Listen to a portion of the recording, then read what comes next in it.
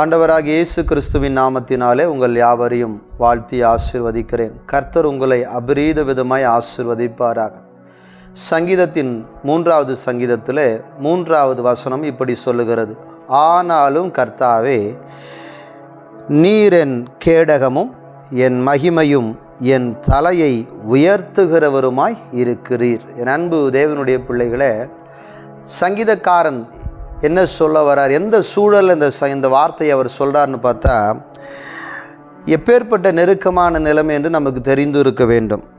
கர்த்தாவே, என் சத்துருக்கள் எவ்வளவாய் பெருகியிருக்கிறார்கள், எனக்கு விரோதம் செய்கிறவர்கள் அநேகர். அவர் சொல்கிறார், எனக்கு எனிமிஸ் அதிகமாக இருக்கிறாங்க, என் எதிரிகள் அதிகமாக இருக்கிறாங்க, எனக்கு அதிகமான விரோதிகள் இருக்கிறாங்க, எதிரிகளும் இருக்கிறாங்க, விரோதம் செய்கிறவர் அநேகர். யார் என்னன்னு சொல்ல முடியும், என்ன முடியல, அவ்வளோ சத்துருக்கள் இருக்கிறாங்க, விரோதம் செய்கிறவர்கள் இருக்கிறாங்க. அவங்க என்ன சொல்லுவாங்களா? தேவனிடத்தில் அவனுக்கு ரட்சிப்பு இல்லை, என் ஆத்துமாவை குறித்து அவர்கள் சொல்லுகிறவர்கள் அநேகராக இருக்கு. இதை குறித்து சொல்கிறாங்க. கடவுள் அவனை கைவிட்டாரையா?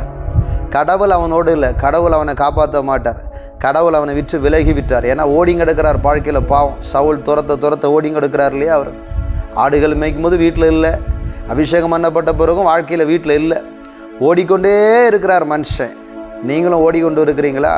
உங்களுக்கு சத்துருக்கள் அநேகராக இருக்கிறாங்களா? விரோதம் செய்கிறவர்கள், காரணமே இல்லாமல் விரோதம் செய்கிற அநேகராக இருக்கிறாங்களா? அது மாத்திரமல்ல, உன்னை பார்த்து சொல்லுவான், கடவுள் உன்னை கைவிட்டார், ஆண்டவரிடத்தில் அவனுக்கு ரட்சிப்பே இல்லை என்று சொல்லுகிறவரும் அநேகராயிட்டாங்க. ஆனால் இதன் மத்தியில் தான் தாவீது சொல்லுகிறார், நீர் என் கேடகமும் என் மகிமையும் என் தலையை உயர்த்துகிறவருமாய் இருக்கிறேன். அல்லேலூயா. நீங்கள் எப்பேற்பட்ட நிலைமையில் இருந்தாலும் சரி, இந்த சூழ்நிலையை கடந்து போகாத கிறிஸ்தவர்கள் இருக்க வாய்ப்பே இல்லை. இந்த சூழ்நிலையை கடந்து வராத நிலை ஒருவருக்கும் இருந்திருக்க வாய்ப்பில்லை. தேவனை பற்றி கொண்டு இருக்கிறவங்க, தேவனை தவிர வேறு யாரும் வழி இல்லை என்று சொல்லி நினைக்கிறாங்களே, அவங்களுக்கு எல்லாருக்கும் இந்த நிலைமை தான். அடியேனும் கூட இந்த பாதையை கடந்து வந்திருக்கிறேன். ஆனால் கர்த்தர் என் தலையை உயர்த்துகிறவருமாய் இருக்கிறார். அல்லேலூயா. இன்றைக்கி ஆண்டவருடைய பிள்ளைய, உன்னை கடவுளே உன்னை கைவிட்டார் மற்றவங்க சொல்கிறாங்களா? எதிரிகள் அநேகமாக ஆயிட்டாங்களா? விரோதிக்கிறவர் அநேகராக இருக்கிறாங்களா? கடவுளுடைய ரட்சிப்பு அவனுக்கு கிடையாது, விடுதலை அவனுக்கு கிடைக்காது, கடவுள் அவனுக்கு ஒன்றும் செய்ய மாட்டார் சொல்கிறவங்களும் அதிகமாகிட்டாங்களா? ஒருவேளை தேவ பிள்ளைகள் கர்த்தருடைய நான் என்ன சொல்கிறது, அவங்களும் சொல்கிறாங்களா? கிறிஸ்தவர்களாக இருக்கிறவங்க கூட 1-2 பேர் சொல்லலாம் அவங்கள குறித்து.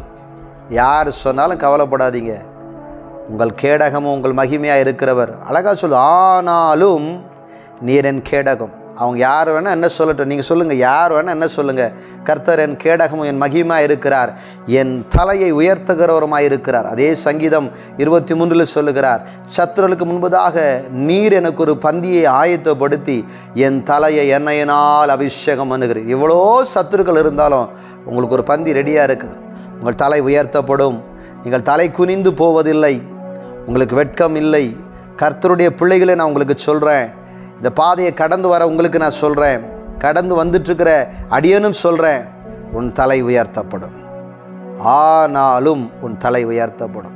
கர்த்தர் உயர்த்துவார். மற்றவங்க சொல்கிறத பற்றி கலங்க வேண்டாம், தைரியமாக இருப்போம். தேவனிடத்தில் நமக்கு ரட்சிப்பு இருக்கிறது. அந்த ரட்சிக்கிறவர் நம் மீட்பர் உயிரோடு இருக்கிறார். உங்கள் ரட்சகர் உங்களுக்காக யாவையும் செய்வார். எப்பேற்பட்ட நிலைமையில் இருந்தாலும் சரி, கலங்காதீங்க, பயப்படாதீங்க. ஒரு சின்ன ஜெபத்தை உங்களுக்காக செய்ய போகிறேன். அன்பின் ஆண்டவரே, இந்த நல்ல வேலைக்காக நன்றி.